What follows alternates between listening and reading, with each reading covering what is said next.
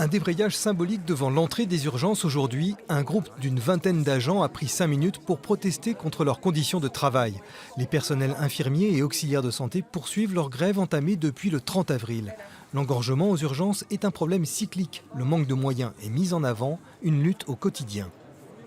Bien évidemment qu'on commence avec du retard. Quand on a 15, 20 ou 25 patients qui ont dormi dans les couloirs, ce sont des patients qu'il faut revoir le matin au niveau médical et dont il faut s'occuper au niveau paramédical, infirmier, aide-soignant, donner des médicaments, faire des toilettes, reprendre les dossiers, chercher des orientations. Donc bien évidemment, quand on commence à s'occuper de ces patients qui ont dormi la nuit chez nous, on prend du retard pour les nouvelles prises en charge des arrivants aux urgences.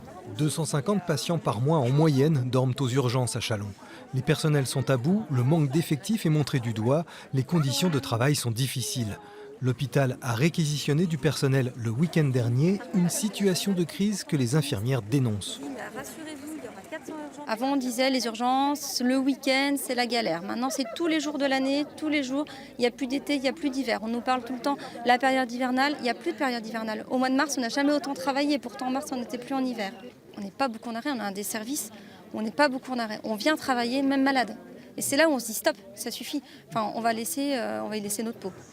Hier, une rencontre a eu lieu avec la direction. 3 postes d'aide-soignantes ont été créés pour les urgences, mais le mouvement se poursuit. Des mobilisations nationales sont prévues à Paris les 6 et 11 juin.